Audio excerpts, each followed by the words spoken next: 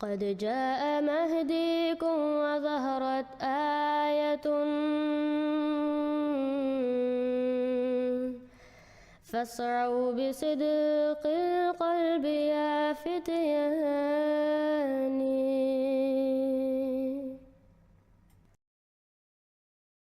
القرآن قرآن بڑی قرات کے ساتھ کریں گے. لا یجاوز حلوقہم او حناجرہم، لیکن وہ ان کے حلق سے نیچے نہیں اترے گا. قرآن ان کے حلق سے نیچے نہیں، کیوں نہیں اترے گا؟ اللہ فرما رہا ہے ام علی قلوب اقفالھا، کہ دلوں پر تو تالے پڑے ہوئے ہیں. جب دلوں پر تالا ہو تو حلق سے نیچے کیسے جائے گا؟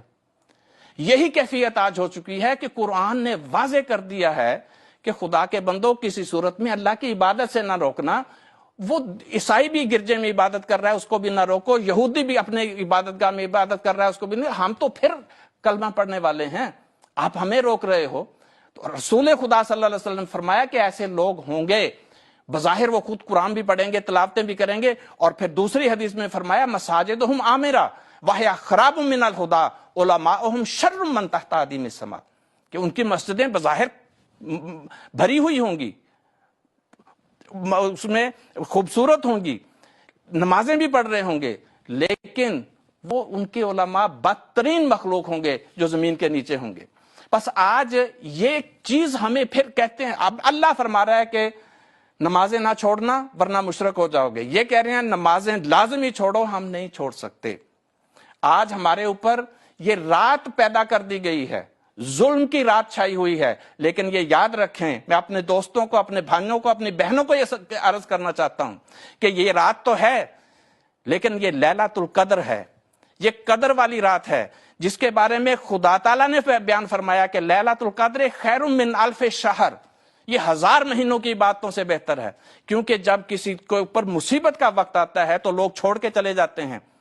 آج جب خدا کی عبادت کے اوپر پہرے بٹھائے جا رہے ہیں، آج جب ان کو جمعے کی نماز پڑھتے ہوئے گرفتار کر لیا جاتا ہے، کسی کو قرآن پڑھتے ہوئے گرفتار کر لیا جاتا ہے، بچوں، بوڑھوں اور جوانوں کو گرفتار کر کے جیلوں میں ڈالا جا رہا ہے، تو ایسی رات کے دور میں بھی اگر کوئی خدا کی عبادت کرتا ہے تو اللہ فرما رہا ہے کہ اس کی وہ عبادت، اس دور میں کی ہوئی عبادت 1000 مہینوں کی عبادت سے زیادہ بہتر ہے. کیوں؟ یہ ہمیں مٹانا چاہتے ہیں، ہم پر ظلم کرنا چاہتے ہیں. لیکن اللہ اس رات کی عبادت کی برکت بیان کرتے ہوئے فرما رہا ہے کہ نہیں، یہ تمہیں کچھ نقصان نہیں پہنچا سکتے.